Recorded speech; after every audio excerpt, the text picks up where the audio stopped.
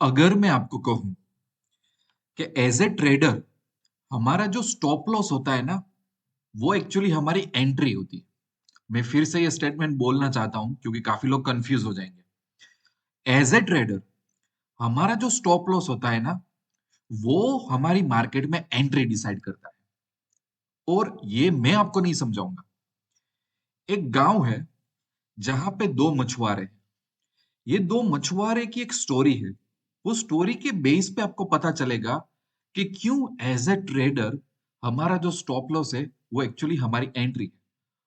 और स्टोरी में सबसे बड़ा सस्पेंस ये है कि ये जो दो मछुआरे हैं ना, उसमें से एक मछुआरे आप हो और ये स्टोरी आपकी है। तो स्टोरी की शुरुआत करते हैं कि समझ लीजिए कि एक गांव है, उसमें काफी सारे फैमिलीज रहते हैं और इन फैमिलीज की जरूरत है कि कोई इनको मछलियां पकड़ पकड़ के रोज दे, है ना। तो इस गांव में दो मछुआरे हैं, ठीक है। एक है आप और एक है आपके कॉम्पिटिटर।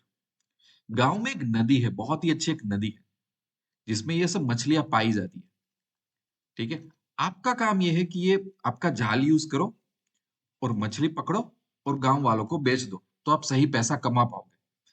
समझ लेना कि आपको ये ध्यान रखना है कि आपकी फैमिलीज है। अगर आप मछली पकड़ नहीं पाए तो आपकी फैमिली सरवाइव नहीं कर सकेगी। ठीक है, इतनी बात क्लियर हो गई। तो यहाँ पे ये नदी है, नदी में मछली है काफी सारी। ये आप हो और ये आपके कॉम्पिटिटर है। ये आपका जाल है, ये उसका जाल है, ठीक है। अब यहाँ से प्रॉब्लम्स आना स्टार्ट हो जाती है। अब जब भी यहाँ पे जाल डालते हो, आप बहुत बार ट्राई करते हो कि मछलियां फंस जाए, है ना। पर आपके हाथ ज्यादातर कुछ आता नहीं। आता है कई बार तो बहुत कम कम मछली आती है। तो आपका जो फैमिली है वो सरवाइव नहीं कर पाता, उल्टा आपको एक्चुअली लॉस होना स्टार्ट होता है। तो ये आपकी स्टोरी है। आपका जो कॉम्पिटिटर है वो स्मार्ट है। वो कोई ना कोई तरीके से हर बार कुछ ना कुछ अच्छी मछलियां पकड़ के लाता है। कुछ ना कुछ टाइम टू टाइम वो अच्छी मछलियां पकड़ के लाता है और उसका फैमिली बहुत अच्छी तरह से सरवाइव कर पाता है। तो एक बार आपको लगा कि यार नदी में मछलियां तो है, मेरे पास अच्छा जाल भी है ना। मैंने अलग अलग तरीके के जाल ट्राई कर लिए, सस्ते से लेके चीप से लेके एक्सपेंसिव जाल ट्राई कर लिए। मेरे रिजल्ट में ज्यादा कुछ फर्क नहीं आ रहा है। मैं क्या मिस कर रहा हूँ, मैं क्या कर रहा हूँ और सामने वाला क्या कर रहा है। तो आपने है ना इसको जाके पूछा कि भाई बहुत समय हो गया, मेरी फैमिली सरवाइव नहीं कर पा रही, इतनी तो मछलियां हैं कि हम दोनों सरवाइव कर सकते हैं, तो मुझे तो कुछ बता दे। तो ये बंदा थोड़ा अच्छा निकला। जो दूसरा जो मछुआरा है वो थोड़ा अच्छा निकला, वो थोड़ा जेनरस निकला। तो वो आपको अभी गाइड कर रहा है कि यार हमारे पास नदी तो है, हमारे पास मछलियां भी हैं, आपके पास अच्छा जाल भी है, पर आप कर क्या रहे हो पता है। क्योंकि आपके पास नदी है, क्योंकि आपको पता है मछली है, क्योंकि आपके पास अच्छा जाल है, तो आप जाल डाले जा रहे हो, जाल डाले जा रहे हो, जाल डाले जा रहे हो। आप एक्सपेक्ट कर रहे हो कि मछली आपको मिल जाए। मछली भी स्मार्ट है सर, इस तरीके से वो हाथ में नहीं फंसेगी। तो बोले कि ऐसा क्यों। ऐसा इसलिए कि हर बार जब आप नदी में आते हो, है ना, तो नदी का बहाव कुछ अलग हो सकता है। ये मछलियां होती है, उसका बिहेवियर कुछ अलग हो सकता है। कई बार इस कोने में मिल जाएगी, कई बार इस कोने में मिलेगी, कई बार इस कोने में मिलेगी, कई बार गहराई में हमें मछलियां मिलेगी। सीजन जो चेंज होता रहता है उसके हिसाब से मछलियों का बिहेवियर चेंज होगा, नदी के बहाव में भी चेंज आएगा। तो ये सब होगा, तो ये सब जानना पड़ेगा। तो कई बार ऐसा भी होगा कि आप आओगे तो आपको यहाँ की कंडीशन देख के जाल डालना है कि जाल यहाँ डालू, जाल यहाँ डालू या जाल यहाँ डालू। और कई बार आपको मौका भी नहीं मिलेगा कि आप जाल डालो, क्योंकि कोई भी कंडीशन आपके फेवर में नहीं है, तो वो आपको एक्सेप्ट भी करनी पड़ेगी। पर जब हालात अच्छे हो, जब चांसेस बहुत ज्यादा हो, तब जाल डालो, तो आपके जाल में मछलियां आना स्टार्ट हो जाएगी। अब इस स्टोरी को हम निफ्टी, बैंक निफ्टी या तो हमारे मार्केट में कैसे देख सकते हैं। तो हमें भी ऐसा मछुआरे वाला थिंकिंग चाहिए कि हमारे पास ट्रेडिंग अकाउंट है, डीमेट अकाउंट है, हमने उसमें पैसा डाला हुआ है, हमारे पास अलग अलग इंडिकेटर्स है, हमारे पास प्राइस एक्शन है। तो हम कुछ ना कुछ तरीके से प्राइस को फंसाना चाहते हैं ताकि प्राइस फंस जाए, कुछ मूवमेंट आ जाए और उसमें से हमारा पैसा निकल जाए। तो देखा जाए तो हम सब एक मछुआरे तो हैं, है ना? और ये जो हमारा प्राइस एक्शन है, अलग-अलग इंडिकेटर है, जो हमारी समझ है, हर एक चीज को हम क्या बोलेंगे? हमारा जाल बोलेंगे।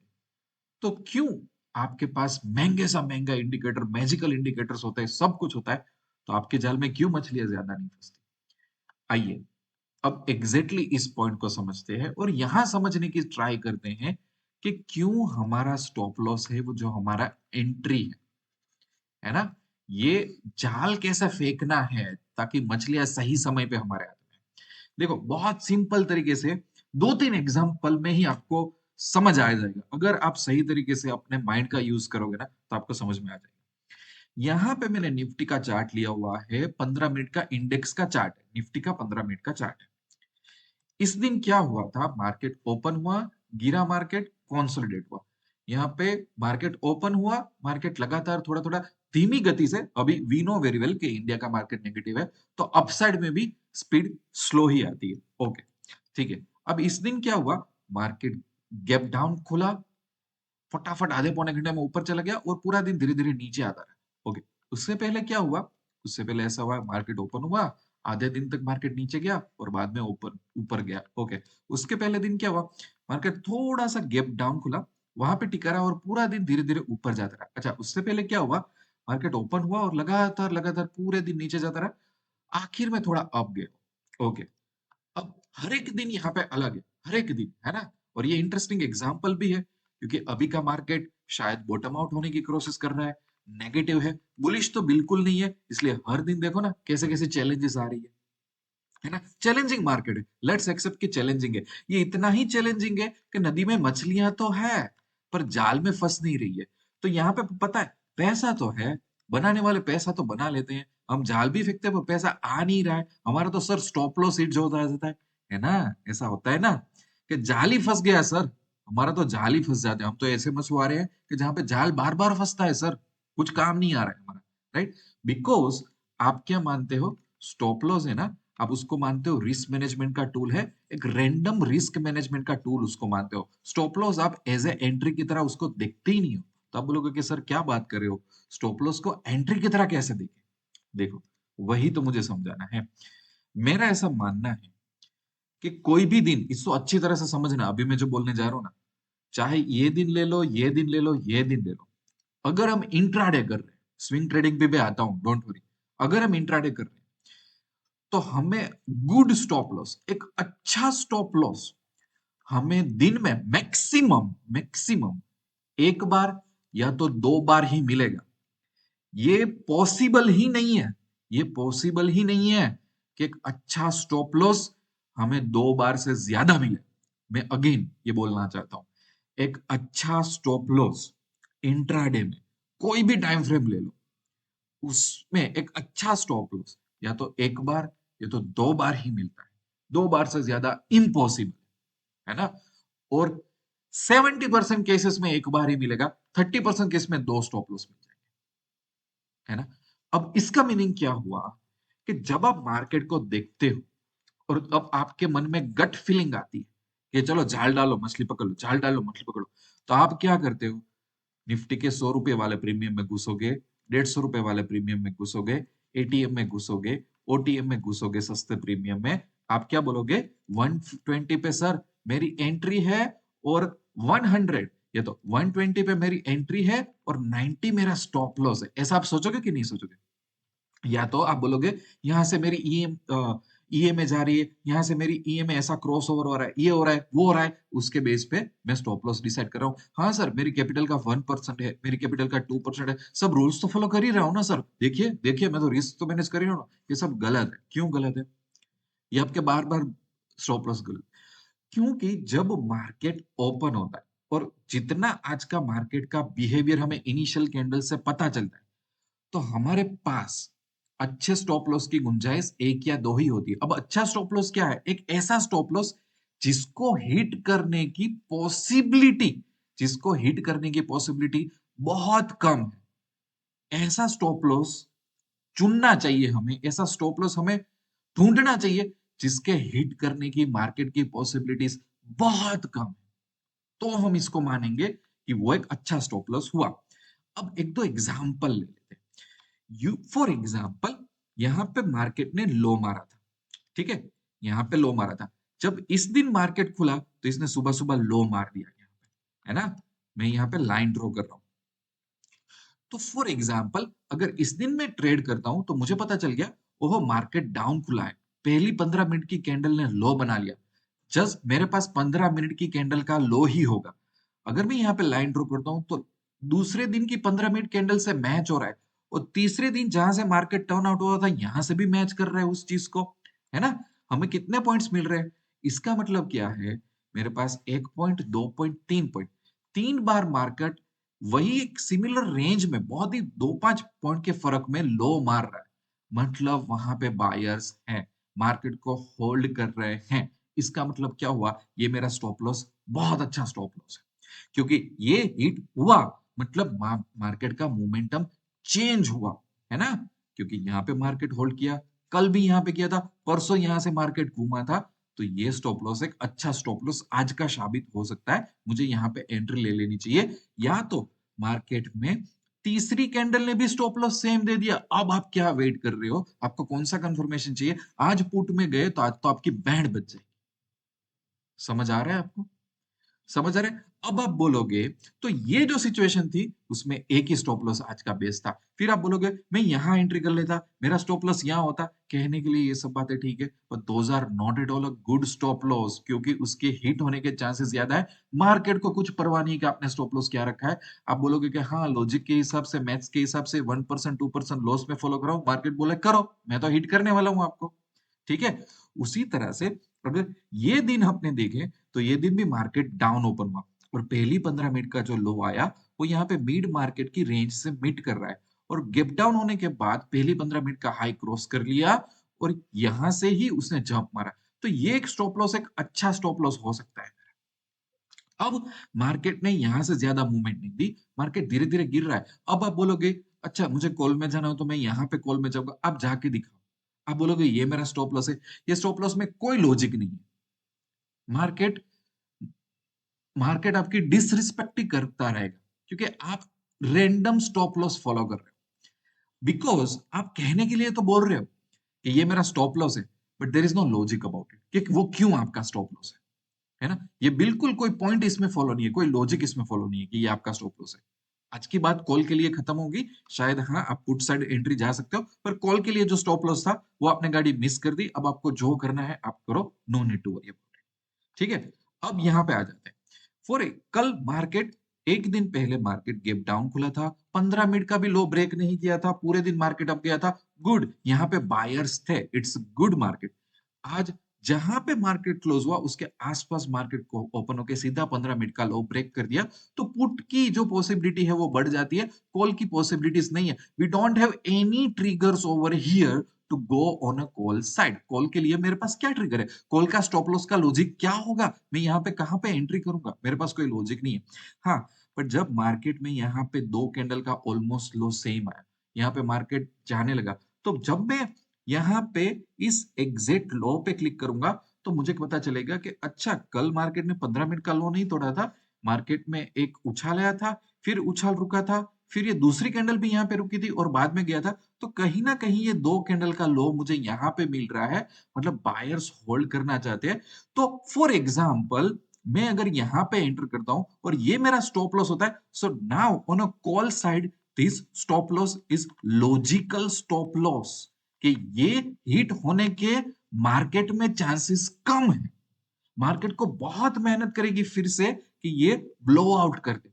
उसके नीचे भी मार्केट के पास ये वाला सपोर्ट भी है, दूसरा सपोर्ट भी है, वही रेंज में मेरे पास दो दो बायर के सपोर्ट बैठे हैं यहाँ पे। सो दैट्स वाई ये सपोर्ट को तोड़ना मार्केट के लिए इजी नहीं होगा, मार्केट के लिए हार्ड होने वाला है ये वाला सब।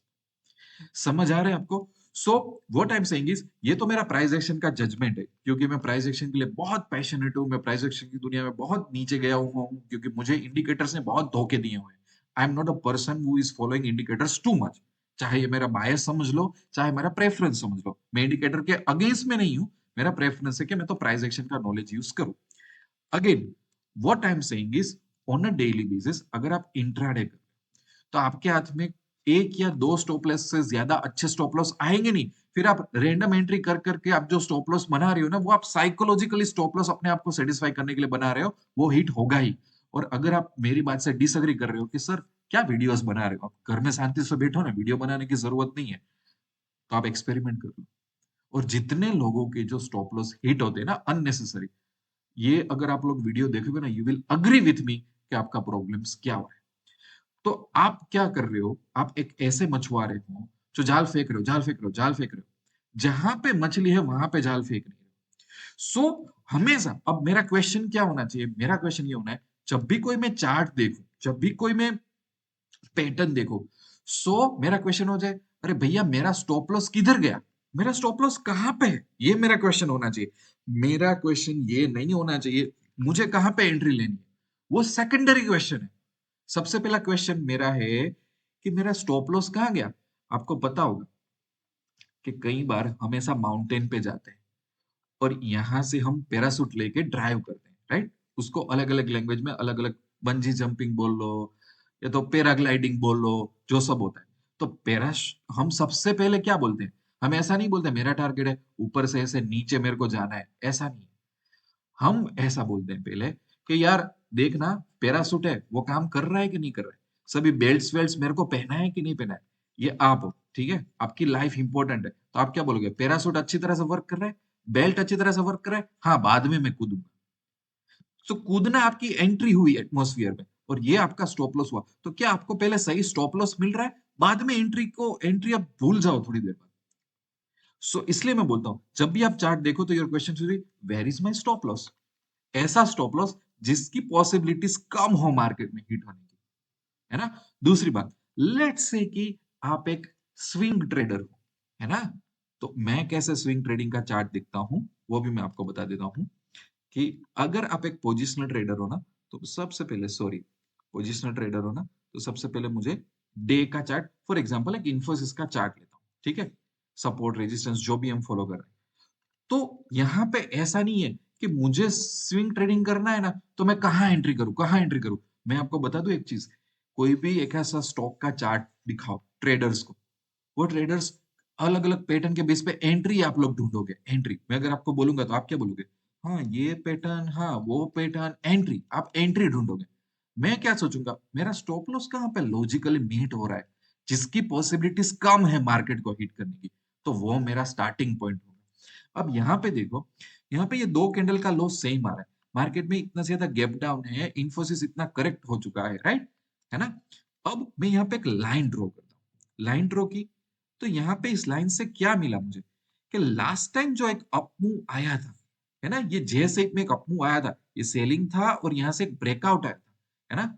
तो लास्ट टाइम भी ये ब्रेकआउट हुआ था, यहाँ पे एक दूसरी कैंडल भी यहाँ पे नीचे आके फिर से ये बाउंस हुआ था, और यहाँ पे मुझे दो कैंडल का लो सेम मिल रहा है।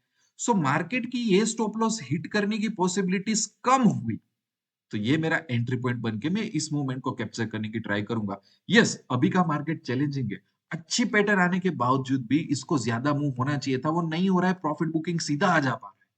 बट यू विल सी इतने दिनों के बाद भी अभी भी स्टॉप लॉस ही हिट नहीं हुआ है।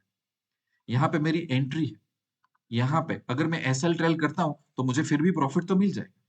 सो what I am trying to look forward is कि जहां पे अगर मैं स्विंग ट्रेडिंग करता हूं, मैं कुछ भी करता हूं, तो मैं कुछ ऐसा सेटअप ढूंढूंगा जहां पे मेरा स्टॉप लॉस लॉजिकल हो, जहां पे मेरा स्टॉप लॉस की हिट होने की पॉसिबिलिटीज बहुत कम हो। ऐसा नहीं मुझे यहाँ पे भी एंट्री कर लेनी, यहाँ पे भी एंट्री कर लेनी, ऐसा रैंडम करोगे ना, और वो फिर आप बोलोगे हाँ मेरी वैसे तो 1 लाख कैपिटल थी और मैं 2% से रिस्क तो फॉलो करता ही हूँ, तो आपके प्रॉब्लम्स चालू ही रहेंगे, आपके प्रॉब्लम्स कभी खत्म नहीं, है ना।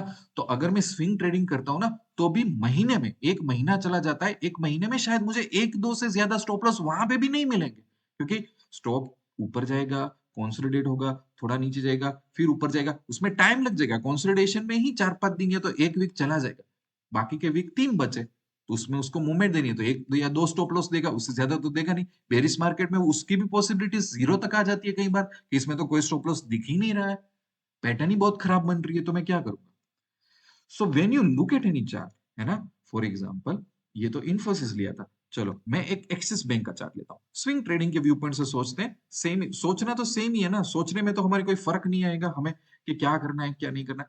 सो अगर मैं यहाँ पे एक्सिस बैंक में सोच रहा हूँ तो मैं सोचूंगा कि यार मेरा स्टॉप लॉस क्या है, अगर मैं कहीं पे एंट्री ले रहा हूँ, so does it make any sense.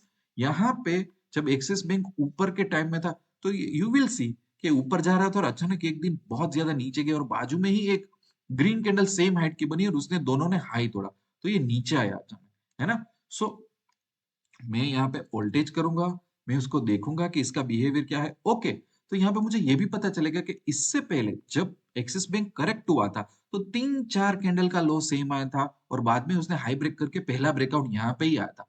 तो ब्रेकआउट पे ही ये रुका है। ब्रेकआउट के रुकने के बाद एक कैंडल सेलर की थी, दूसरी कैंडल बायर की आई और इसने हाई मारा। So this is my right stop loss, this is my right stop loss, क्योंकि इस स्टॉप लॉस के बाद भी जो यहाँ पे एरिया है वो भी एक सपोर्ट का एरिया है ना। तो मेरे पास सपोर्ट ज्यादा है यहाँ पे, ये रेंज वाली सपोर्ट वाली रेंज है और यहाँ पे मुझे ये मूवमेंट कैप्चर करनी चाहिए।